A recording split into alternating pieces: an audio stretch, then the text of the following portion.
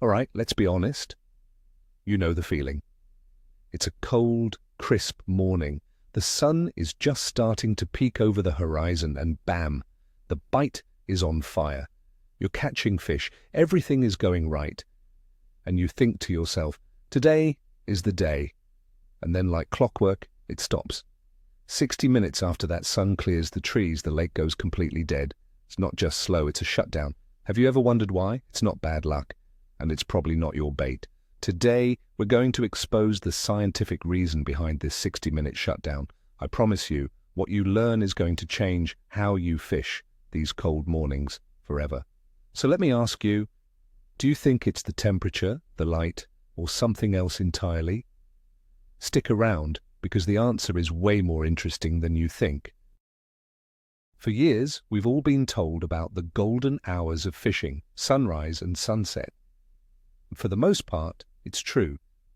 But on those cold days, especially in the spring or fall, that morning, golden hour seems to have a strict time limit. Most anglers just accept it. They'll say things like, oh, well, the morning bite is over, and they'll either pack it in and go home or just wait around for a few hours, hoping things pick back up. This belief is so common that entire fishing trips are planned around this 1 hour window. We treat it as an unchangeable rule of nature. But what if it's not a rule? What if it's a misunderstanding? What if we've been looking at this situation all wrong for decades? The truth is, the fish haven't just vanished. They've reacted to a series of triggers that happen in a very specific order, and we're about to break them down one by one. First, let's start with the most obvious change, the sun itself. In that first hour after sunrise, the sun's angle is extremely low. Think about it. Light is coming in sideways, creating long shadows and diffused light underwater. This is the perfect ambush condition for predator fish like bass, walleye, or pike. They use these shadows and the low visibility to their advantage, making it easy to surprise their prey. It's a low-effort, high-reward hunting scenario. You can almost picture a big bass hiding in the shadow of a stump, just waiting for a bluegill to swim by. This low-angle light is the starter pistol for the morning feeding frenzy. It's the primary trigger that gets everything moving, but it's also the first thing to disappear. Now let's talk about what that light is actually doing. As the sun climbs higher during that first 60 minutes, the light penetration into the water changes dramatically. It goes from soft, angled light to direct, overhead light. This completely eliminates the shadows and safe spaces that predators were using. Imagine you're standing on a dock. Right at sunrise, you can't see the bottom very well. An hour later, you can see every rock and stick down there. The same thing is happening for the fish. Their cover is blown. That dark, murky spot by the weed line that was a perfect ambush point is now brightly lit. The fish's primary advantage is gone, and this forces an immediate change in their behavior. This leads directly to the loss of the low-light advantage. Predatory fish are genetically wired to hunt most effectively when they can see their prey better than their prey can see them. Their eyes are built for it. That pre-dawn and first light period is their home turf. But as the sun gets higher and the water becomes clearer and brighter, that advantage is neutralized. Now the bait fish can see the predators just as easily. A bass trying to hunt in bright, open water is like trying to sneak up on someone in a brightly lit parking lot. It's inefficient and wastes a ton of energy, so the fish don't even try. They recognize that their window of easy hunting is closed for the moment. So what do the baitfish do? They react too. During the low light period, baitfish are often a little more scattered and vulnerable, schooling nervously in the shallows. As soon as that overhead sun hits, they change their behavior. They often school up tighter for safety in numbers, and they'll move towards whatever cover they can find, whether it's a deep weed bed, a dock, or a drop-off. They know they're exposed. Since the predators follow the prey, this mass movement of baitfish away from the shallow feeding flats is a huge reason why the bite dies. The buffet has literally packed up and moved to a different restaurant, and the predators have no choice but to follow them or wait. Let's bring in the temperature factor because this is huge on a cold day. When the sun's rays first hit the water, they begin to warm the absolute top layer. We're talking millimeters of water at first. While the lake as a whole is still cold, this micro-layer of slightly warmer water can be a few degrees warmer than the water just a foot below it. This creates what's called thermal stratification, even if it's very weak. Fish are incredibly sensitive to these tiny temperature changes. This sudden, albeit small, change at the surface can be an uncomfortable or unnatural signal to them, pushing them to move down into a more stable water column where the temperature is consistent. Here we need to bust a common myth. Many fishermen think the sun instantly warms the water and that the fish move to enjoy the warmth. On a cold day, that's just not true in that first hour. The amount of energy required to heat a whole body of water is immense. The change is subtle. It's not a thermal shock that stuns the fish. Rather, it's a gentle environmental cue. Think of it like this. You're in a cool room and someone opens a window, letting in a sliver of warm air. You notice it immediately. It doesn't warm the whole room, but it changes the environment. Fish feel this on a much more sensitive level. It's a signal that the stable, cold, pre-dawn conditions are over. This brings us to a concept called the thermocline. In the summer, there's a strong thermocline, which is a sharp boundary between warm surface water and cold, deep water. But on a cold spring or fall day, the water temperature is much more uniform from top to bottom. The thermocline is weak or non-existent. Why does this matter? Because without that strong boundary, environmental changes like that surface warming from the sun can affect the entire water column much more quickly. There's no layer to stop that signal. This means that fish, no matter if they are in 3 feet or 15 feet of water, will feel this change almost simultaneously, leading to a coordinated shutdown of feeding activity across the entire area. We also have to remember we are dealing with cold-blooded creatures. A fish's metabolism is directly tied to the temperature of the water it's in. In cold water, their metabolism is already slow. That initial feeding frenzy at sunrise is a burst of activity to get some necessary calories, but it's an expensive use of energy. Once they've eaten a few bait fish in the easy, low-light conditions, their slow metabolism kicks in. They don't need to feed constantly like a warm-blooded mammal. That 1 hour mark is often when they've consumed enough energy for the time being and will now prioritize safety and energy conservation over active hunting. This ties into what biologists call the energy budget. Every action a fish takes costs energy. Chasing a lure, fighting an angler, even just swimming around. In cold water, their energy budget is tight. The sunrise bite is profitable because the cost of hunting is low, ambush tactics work, and prey is easy to catch.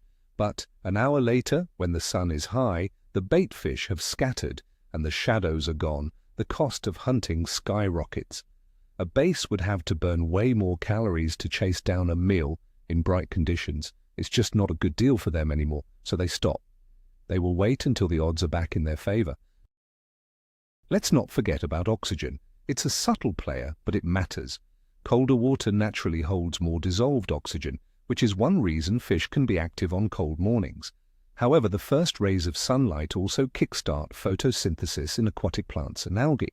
This process starts to produce oxygen, but it can also change the local water chemistry in very subtle ways.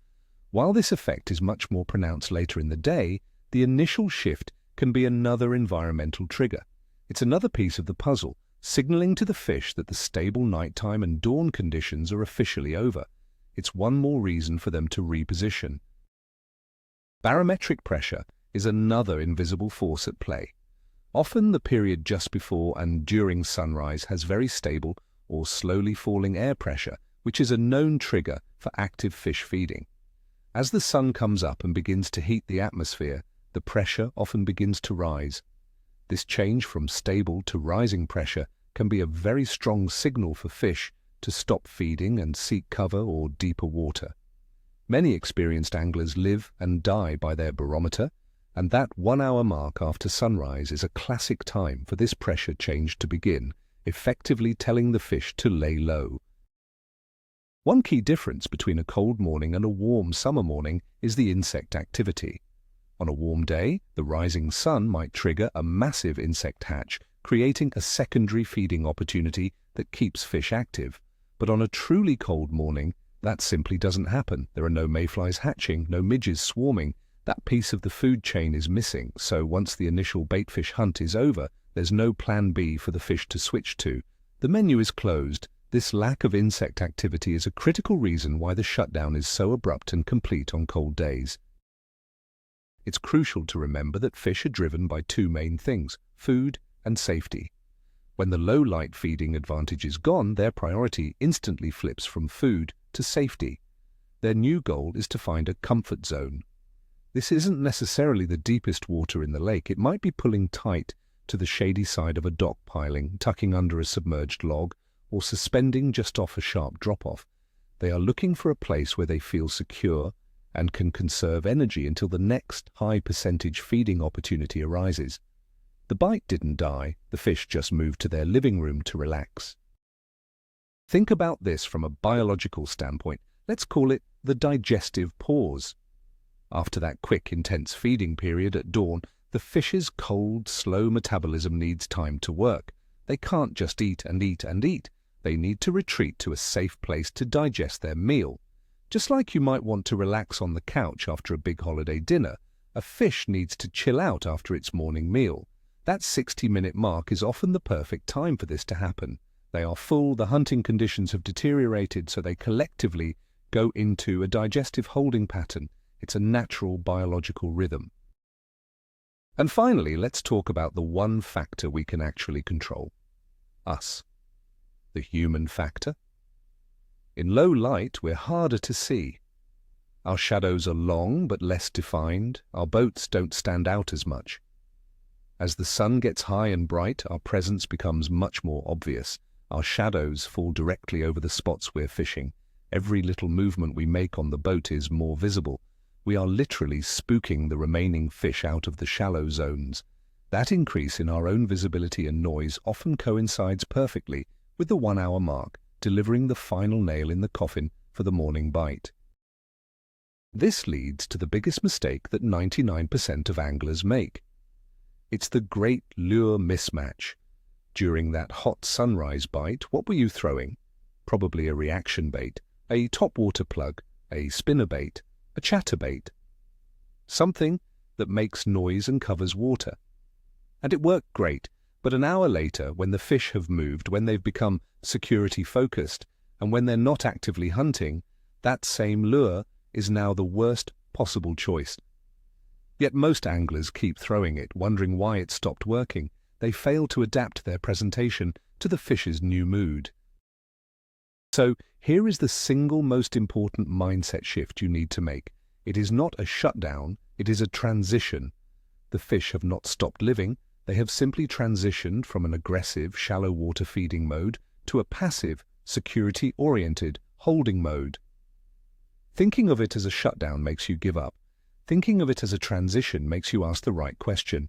Okay, where did they transition to, and what do I need to do to catch them there? This one change in thinking separates the great fishermen from the average ones. So where do they go? It's predictable. They make the shortest possible move to the nearest secure location. If they were feeding on a shallow flat, they've likely pulled back to the first drop-off. If they were cruising a bank, they've tucked into the nearest thick cover like a fallen tree or a dense weed patch. They want cover over their heads or deep water under their bellies.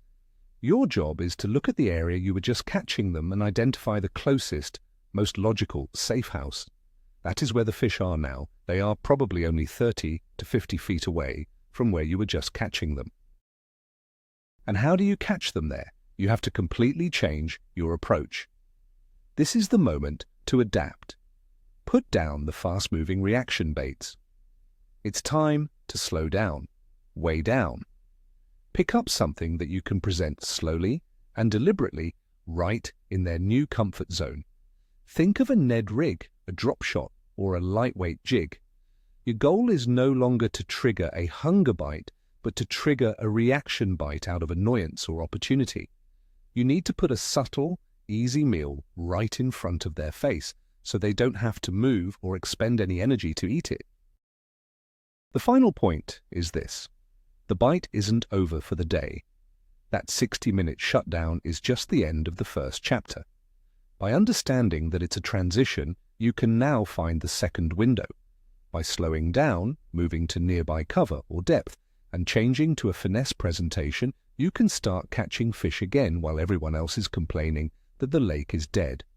This second bite might not be as fast and furious, but it's often where you'll catch the biggest, smartest fish of the day. They were the first to make the transition, and they're just sitting there, waiting for a smart angler to figure it out. So let's put it all together.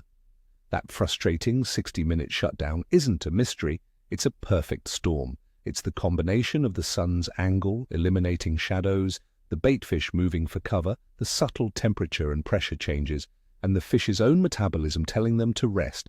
But the biggest takeaway, the real aha moment, is that the fish don't disappear. They just change their address and their attitude.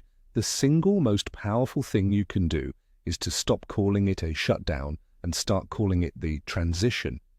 That one word changes everything. It forces you to ask, what's next, instead of saying, it's over. This is what will allow you to keep catching fish when everyone else on the water is scratching their heads. Thank you so much for watching. If this video helped you connect the dots, please hit that like button and subscribe for more content that breaks down the why of fishing. Now I want to hear from you. What's the number one thing you're going to change about your approach the next time you face the 60-minute shutdown? Let me know in the comments below.